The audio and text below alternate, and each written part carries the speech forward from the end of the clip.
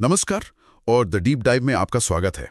आज हम एक ऐसे विषय पर गहराई से बात कर रहे हैं जिसने हाल में काफ़ी सुर्खियां बटोरी हैं।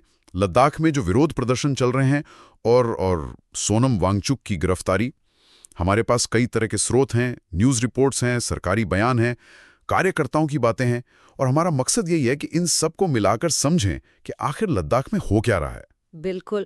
और ये मामला जैसा आपने कहा काफ़ी बहुस्तरीय है। एक तरफ सोनम वांगचुक हैं जिन्हें हम सब उनके इनोवेशंस, उनके सामाजिक कामों के लिए जानते हैं, राष्ट्रीय अंतर्राष्ट्रीय पहचान मिली है। और दूसरी तरफ वही सोनम वांगचुक आज राष्ट्रीय सुरक्षा कानून जैसे गंभीर कानून के तहत हिरासत में है। तो ये स्थिति कहीं ना कहीं संवैधानिक अधिकारों की मांग, क्षेत्रीय आकांक्षाएं और फिर राष्ट्रीय सुरक्षा और कानून व्यवस्था के बीच का जो एक जटिल संतुलन है उसे दिखाती है। हाँ बिल्कुल, चलिए एकदम शुरू से शुरू करते हैं। सोनम वांगचुक, ये नाम बहुत लोगों ने सुना होगा, शायद 3 इडियट्स फिल्म के बाद ज्यादा, लेकिन उनकी पहचान तो उससे कहीं ज्यादा है ना? निश्चित रूप से वो एक इंजीनियर है, इनोवेटर है और खास तौर पर एक शिक्षा सुधारक। उन्होंने लद्दाख में SECMOL यानी students educational and cultural movement of Ladakh उसकी स्थापना की। और उसका जो मॉडल था वो पारंपरिक शिक्षा से हटकर था, व्यवहारिक ज्ञान पर जोर देना जो वहाँ के माहौल के लिए ज़रूरी हो। और इसने लद्दाख में शिक्षा के क्षेत्र में काफ़ी अहम बदलाव लाए हैं, ऐसा माना जाता है। और वो आइस स्तूप वाली तकनीक भी सही कहा, जिसके जरिए ग्लेशियर का पानी सर्दियों में जमा करके फिर वसंत में खेती के लिए इस्तेमाल करते हैं। पर्यावरण के लिहाज से तो एक कमाल का आविष्कार माना गया, कई अवार्ड्स भी मिले हैं उन्हें। तो एक व्यक्ति जिनका प्रोफाइल इतना सकारात्मक रहा है वो इन विरोध प्रदर्शनों के बिल्कुल केंद्र में कैसे आ गए? हाँ, ये समझने के लिए हमें थोड़ा पीछे जाना होगा। लद्दाख की जो मौजूदा मांगे हैं उनको देखना होगा। ये मांगे खासकर 2019 के बाद जब अनुच्छेद 370 हटा और लद्दाख एक केंद्र शासित प्रदेश बना, उसके बाद और तेज हुई हैं। मुख्य रूप से 2 बड़ी मांगे हैं। पहली तो ये कि लद्दाख को पूर्ण राज्य का दर्जा मिले, अपनी विधानसभा हो ताकि स्थानीय शासन में लोगों की ज्यादा भागीदारी हो सके। और दूसरी मांग जो शायद ज्यादा सुनने में आ रही है, लद्दाख को संविधान की 6ठी अनुसूची मतलब 6th शेड्यूल में शामिल करना। इसका क्या मतलब है? ये क्यों जरूरी है उनके लिए? देखिए, 6ठी अनुसूची जो है वो मुख्य रूप से पूर्वोत्तर के कुछ राज्यों के आदिवासी क्षेत्रों के लिए है जी। ये उन क्षेत्रों को अपनी जमीन, अपनी जंगल, अपने स्थानीय रीति रिवाज, अपनी सांस्कृतिक पहचान, इन सब की सुरक्षा के लिए विशेष संवैधानिक अधिकार और एक तरह की स्वायत्तता देती है। तो लद्दाख के लोगों का तर्क ये है कि उनकी भी एक विशिष्ट जनजातीय पहचान है, संस्कृति है और वहाँ का जो इकोसिस्टम है वो बहुत नाजुक है। तो उसे बाहरी प्रभाव से, बड़े कमर्शियल हितों से बचाने के लिए उन्हें भी ऐसी ही सुरक्षा चाहिए। खासकर अब जब वो सीधे केंद्र के अधीन है, उन्हें डर है कि बिना इन सुरक्षाओं के उनकी जमीन, उनके संसाधन खतरे में पड़ सकते हैं। अच्छा, और इन मांगों को लेकर आंदोलन कौन चला रहा है? कौन से समूह इसमें शामिल हैं? ये मांगे तो पुरानी है, पर हाल के सालों में 2 बड़े समूह सामने आए हैं। लेह एपेक्स बॉडी यानी LAB और कारगिल डेमोक्रेटिक अलायंस यानी KDA। ये लेह और कारगिल के अलग अलग सामाजिक, धार्मिक, राजनीतिक समूहों को रिप्रेजेंट करते हैं और इन्होंने मिलकर इन मांगों को जोर शोर से उठाया है और ये सरकार के साथ बातचीत भी कर रहे थे, ऐसा बताया गया है। तो फिर सोनम वांगचुक की भूमिका इसमें इतनी प्रमुख कैसे हो गई? सोनम वांगचुक एक बहुत ही मुखर और पहचाना चेहरा बन गए इन मांगों के समर्थन में। उन्होंने सोशल मीडिया का इस्तेमाल किया, दूसरे मंचों का इस्तेमाल किया और इन मुद्दों पर राष्ट्रीय और अंतर्राष्ट्रीय ध्यान खींचा। और मामला तब और गरमाया जब मांगों पर प्रगति न होने का आरोप लगाते हुए उन्होंने कुछ और कार्यकर्ताओं के साथ 10 सितंबर 2025 को लेह में अनिश्चितकालीन भूख हड़ताल शुरू कर दी। उनका कहना था कि ये गांधीवादी तरीके से अपनी बात रखने की कोशिश है। लेकिन ये शांतिपूर्ण विरोध का रास्ता फिर हिंसक कैसे हो गया? यहीं से चीजें एकदम पलट गईं। हाँ बिल्कुल, 24 सितंबर 2025 का दिन, उस दिन चीजें काफी बिगड़ गईं। लेह एपेक्स बॉडी की जो युवा शाखा है उन्होंने एक शांतिपूर्ण बंद बुलाया था, लेकिन रिपोर्ट्स के मुताबिक उसी दिन जो 2 बुजुर्ग प्रदर्शनकारी भूख हड़ताल पर बैठे थे उनकी तबीयत बिगड़ी और उन्हें अस्पताल ले जाना पड़ा। इस खबर के बाद माहौल तनावपूर्ण हो गया। और फिर हिंसा भड़क उठी, क्या हुआ उस दिन? जी, जो स्रोत बता रहे हैं उसके अनुसार उस दिन लेह में सुरक्षा बलों और प्रदर्शनकारियों के बीच गंभीर झड़पें हुई। सार्वजनिक संपत्ति को नुकसान पहुंचाया गया। सुनने में आया कि एक राजनीतिक दल के दफ्तर और कुछ सरकारी गाड़ियों में आग भी लगा दी गई। और दुख की बात यह है कि इन झड़पों में कुछ लोगों के हताहत होने और पुलिस वालों समेत कई लोगों के घायल होने की भी खबरें आईं। तो ये हिंसा उस आंदोलन के चरित्र से बिल्कुल अलग थी, जिसे अब तक शांतिपूर्ण कहा जा रहा था। और इस हिंसा के फौरन बाद ही सोनम वांगचुक पर शिकंजा कसा गया। पहले उनके संस्थान पर कार्रवाई हुई है ना? हाँ, घटनाक्रम बहुत तेजी से बदला। 24 सितंबर की हिंसा हुई और उसके ठीक 2 दिन बाद 26 सितंबर को केंद्रीय गृह मंत्रालय ने एसएकेमोल, जो संस्था सोनम वांगचुक ने स्थापित की थी, उसका एफसीआरए लाइसेंस रद्द कर दिया। एफसीआरए यानी फॉरेन कंट्रीब्यूशन रेगुलेशन एक्ट, जो विदेशों से मिलने वाले चंदे को नियंत्रित करता है एनजीओज के लिए। अच्छा। और ये लाइसेंस रद्द करने का कारण क्या बताया गया? सरकार ने कहा कि एफसीआरए नियमों का कई बार उल्लंघन हुआ है, इसलिए लाइसेंस रद्द किया जा रहा है। हालांकि कौन से खास उल्लंघन थे, इसका पूरा ब्यौरा उस समय तुरंत सामने नहीं आया था। लेकिन अक्सर एफसीआरए उल्लंघन के मामले पैसों के इस्तेमाल में पारदर्शिता की कमी या जिस काम के लिए पैसा मिला उससे अलग इस्तेमाल या कभी-कभी राजनीतिक रूप से संवेदनशील गतिविधियों से जुड़े होते हैं। पर इस कार्रवाई का समय, मतलब हिंसा के तुरंत बाद और गिरफ्तारी से ठीक पहले, काफी महत्वपूर्ण माना गया। और फिर गिरफ्तारी हुई, वो भी नेशनल सिक्योरिटी एक्ट एनएसए के तहत। ये तो बहुत ही गंभीर कदम है। निश्चित तौर पर एफसीआरए लाइसेंस रद्द होने के कुछ ही घंटों में लद्दाख पुलिस ने सोनम वांगचुक को एनएसए के तहत हिरासत में ले लिया। अब ये जो राष्ट्रीय सुरक्षा कानून 1980 है, ये सरकार को अधिकार देता है कि अगर उन्हें लगता है कि कोई व्यक्ति राष्ट्रीय सुरक्षा या सार्वजनिक व्यवस्था के लिए खतरा है, तो उसे बिना किसी औपचारिक आरोप या मुकदमे के एहतियातन हिरासत में रखा जा सकता है। ये एक प्रिवेंटिव डिटेंशन लॉ है, जिसका मकसद होता है भविष्य में किसी अपराध को रोकना। और उन्हें लद्दाख में नहीं रखा गया, उन्हें कहीं और भेज दिया गया। हाँ, गिरफ्तारी के बाद उन्हें हवाई जहाज से राजस्थान ले जाया गया और जोधपुर सेंट्रल जेल में रखा गया है। तो एनएसए के तहत गिरफ्तारी और फिर इतनी दूर भेजना, इसने मामले को और भी ज्यादा संगीन बना दिया। अब आते हैं आरोप प्रत्यारोप पर। सरकार का पक्ष क्या है? मतलब एनएसए जैसी इतनी सख्त कार्रवाई क्यों की गई?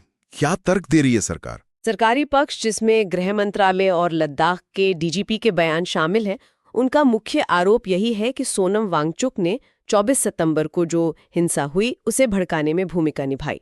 उनका कहना है कि वांगचुक ने अपने भड़काऊ भाषणों और वीडियोस के जरिए युवाओं को उकसाया था।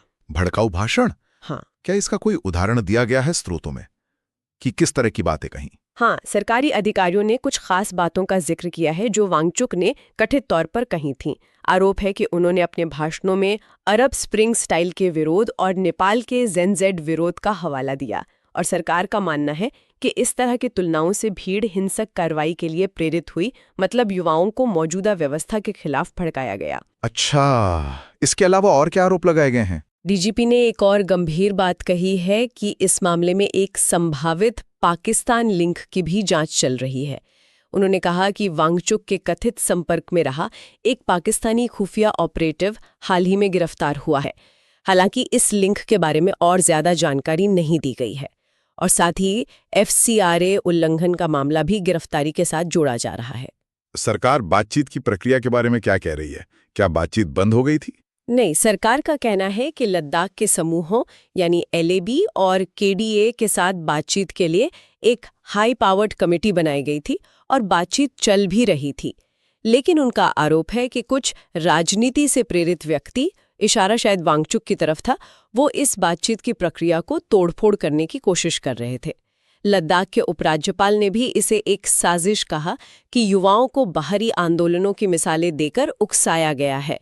भाजपा के स्थानीय नेताओं ने तो कांग्रेस के एक पार्षद पर भी भीड़ को उकसाने का आरोप लगाया है। और डीजीपी ने यह भी कहा कि वांगचुक का लोगों को उकसाने का एक इतिहास रहा है। ये तो हुआ सरकार का पक्ष। अब दूसरी तरफ सोनम वांगचुक, उनके समर्थक और विपक्षी दल, उनका क्या कहना है इस पर? सोनम वांगचुक ने तो अपने ऊपर लगे सारे आरोपों को पूरी तरह से खारिज किया है। गिरफ्तारी से पहले जो उनके बयान आए या उनके सहयोगियों के जरिए जो संदेश आए, उसमें उनका पक्ष यही है कि 24 सितंबर को जो कुछ हुआ वो कोई प्लान की हुई हिंसा नहीं थी, बल्कि ये सरकार की तरफ से लद्दाख की मांगों पर जो कथित निष्क्रियता थी, जो अधूरे वादे थे, उसके प्रति युवाओं के मन में जो सालों से गुस्सा और निराशा जमा थी, उसका एक स्वतःस्फूर्त विस्फोट था। तो उनके हिसाब से हिंसा के लिए सरकार की नीतियां जिम्मेदार है, उनके भाषण नहीं? उनका तर्क यही है। उन्होंने सरकार पर यह आरोप लगाया है कि उन्हें बलि का बकरा बनाया जा रहा है ताकि लद्दाख के जो असली संवैधानिक और राजनीतिक मुद्दे हैं उनसे ध्यान हटाया जा सके। उनके अनुसार ये गिरफ्तारी असल मुद्दों को दबाने की एक चाल है। राजनीतिक दलों की क्या प्रतिक्रिया रही है इस पर? जो मुख्य विपक्षी दल हैं, खासकर कांग्रेस और आम आदमी पार्टी, उन्होंने वांगचुक की गिरफ्तारी की कड़ी निंदा की है। उन्होंने इसे अन्यायपूर्ण कहा है, लोकतंत्र पर हमला बताया है और एक विच हंट यानी बदले की भावना से की गई कार्रवाई करार दिया है। कांग्रेस का तर्क है कि ये भाजपा सरकार की अपनी नाकामियों, खासकर कानून व्यवस्था बनाए रखने में जो विफलता हुई, उसको छिपाने और ध्यान भटकाने की कोशिश है। और लद्दाख के अपने जो चुने हुए प्रतिनिधि हैं या स्थानीय नेता, वो क्या कह रहे हैं? ये भी बहुत महत्वपूर्ण है।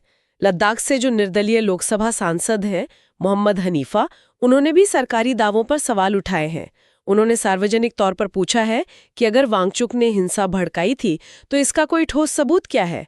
उन्होंने पुलिस की तरफ से कथित फायरिंग की जरूरत पर भी सवाल उठाया और ये भी पूछा कि अगर सरकार के पास, जैसा वो दावा कर रही है, हिंसा की आशंका की खुफिया जानकारी थी तो इसे टाइम पर रोका क्यों नहीं गया। और जो मुख्य आंदोलनकारी समूह हैं, LAB और KDA, क्या उन्होंने वांगचुक का बचाव किया है? हाँ, बिल्कुल। ले एपिक्स बॉडी और कारगिल डेमोक्रेटिक अलायंस, दोनों के नेताओं ने सोनम वांगचुक का बचाव किया है। उन्होंने साफ तौर पर कहा है कि उनका आंदोलन शांतिपूर्ण है और वो किसी भी तरह की हिंसा का समर्थन नहीं करते। उन्होंने 24 सितंबर की हिंसा से खुद को और अपने संगठनों को अलग बताया है और साथ ही पुलिस कार्रवाई, खासकर फायरिंग की न्यायिक जांच की मांग भी की है। उनका कहना है कि वांगचुक को फंसाया जा रहा है। तो अगर हम इस पूरी तस्वीर को देखें तो मामला वाकई बहुत उलझा हुआ लगता है। एक तरफ लद्दाख के लोगों की दशकों पुरानी इस संवैधानिक सुरक्षा की मांगें हैं जो 2019 के बाद और तेज हो गई हैं। दूसरी तरफ एक हिंसक घटना होती है जिसके बाद सरकार बहुत ही सख्त कदम उठाती है। FCRA लाइसेंस रद्द देने से लगा देना और निशाना बनता है एक ऐसा व्यक्ति जिसे अब तक हम सब एक क्रिएटिव हीरो के तौर पे देखते आए थे। बिल्कुल, यहाँ पे पेचीदगी यही है। एक आंदोलन जो लगातार अपनी शांतिपूर्ण प्रकृति पर जोर देता रहा, उसमें अचानक हिंसा कैसे आ गई और फिर उस हिंसा की प्रतिक्रिया में राष्ट्रीय सुरक्षा जैसे इतने कड़े कानूनों का इस्तेमाल क्यों? अगर हम इसे बड़े नजरिए से देखें तो ये कई सवाल खड़े करता है। क्या ये कानून व्यवस्था बनाए रखने के लिए एक जरूरी कार्यवाही थी जैसा सरकार कह रही है, या फिर ये असंतोष को दबाने और एक प्रमुख आवाज को चुप कराने की कोशिश है जैसा कि आलोचक कह रहे हैं? और इसका कोई व्यापक संदर्भ भी है? मतलब क्या ये सिर्फ लद्दाख का मामला है? नहीं, ये मामला सिर्फ लद्दाख या सोनम वांगचुक तक ही सीमित नहीं है। मेरे ख्याल से ये इस बात पे भी रोशनी डालता है कि केंद्र सरकारें क्षेत्रीय आकांक्षाओं, स्वायत्तता की मांगों और विरोध प्रदर्शनों से कैसे निपटती हैं, खासकर उन इलाकों में जो रणनीतिक रूप से संवेदनशील हैं, सीमावर्ती क्षेत्र हैं। संवैधानिक अधिकारों की मांग और राष्ट्रीय सुरक्षा की चिंताओं, इनके बीच संतुलन कैसे साधा जाए, ये एक लगातार चलने वाली बहस है और ये घटना उस बहस को और तेज करती है। FCRA और NSA जैसे कानूनों का इस्तेमाल नागरिक समाज और राजनीतिक विरोध के संदर्भ में कैसे देखा जाना चाहिए, ये भी एक बड़ा सवाल है जो यहाँ उठता है। और स्रोतों से ये भी साफ है कि ये एक डेवलपिंग सिचुएशन है, जांच अभी चल रही है और हो सकता है आने वाले दिनों में और चीजें सामने आएं। हम यहाँ जो भी बात कर रहे हैं वो अब तक जो जानकारी उपलब्ध है, जो बयान आए हैं, जो रिपोर्ट्स हैं, उन्हीं पर आधारित है। इसमें दोनों पक्षों के दावे शामिल हैं। हाँ, और इसीलिए किसी नतीजे पर पहुंचने से ज्यादा जरूरी है कि हम उन सवालों पर गौर करें जो इन स्रोतों से उभर रहे हैं। श्रोताओं के मन में भी शायद यही सवाल आ रहे होंगे जो सीधे हमारे स्रोतों से निकलते हैं। पहला, क्या सोनम वांगचुक के भाषणों और वीडियोज में वाकई ऐसी भड़काऊ बातें थीं जिन्होंने सीधे तौर पर 24 सितंबर की हिंसा को जन्म दिया, जैसा सरकार का आरोप है, या फिर जैसा कि बचाव पक्ष कह रहा है, ये हिंसा असल में लंबे समय से दबी हुई निराशा का एक अचानक हुआ विस्फोट थी जिसका कोई एक तात्कालिक कारण नहीं था? दूसरा सवाल सरकार के दावों की प्रकृति को लेकर है। बिल्कुल। क्या सरकार जो कह रही है साजिश थी, बातचीत को तोड़फोड़ करने की कोशिश हुई, कथित पाकिस्तान लिंक था, क्या इन बातों के पीछे कोई ठोस सबूत है? या ये आरोप, जैसा कि विपक्ष और स्थानीय नेता कह रहे हैं, लद्दाख की मांगों की अगुवाई कर रही एक महत्वपूर्ण आवाज को किनारे लगाने और असल मुद्दों से ध्यान भटकाने की एक सोची समझी रणनीति का हिस्सा है? और आखिर में सबसे जरूरी सवाल शायद भविष्य को लेकर है। हाँ, तीसरा और शायद सबसे दूरगामी सवाल यही है कि इस गिरफ्तारी का, एनएसए के इस्तेमाल का और इस पूरे घटनाक्रम का लद्दाख के संवैधानिक अधिकारों यानी राज्य का दर्जा और छठी अनुसूची के लिए जो आंदोलन चल रहा है उस पर क्या असर पड़ेगा? क्या ये आंदोलन को कमजोर करेगा या इसे और मजबूत करेगा? और सबसे बढ़ के लद्दाख के भविष्य पर, वहाँ के लोगों की आकांक्षाओं पर और केंद्र के साथ उनके रिश्तों पर इसका क्या लंबा असर होगा?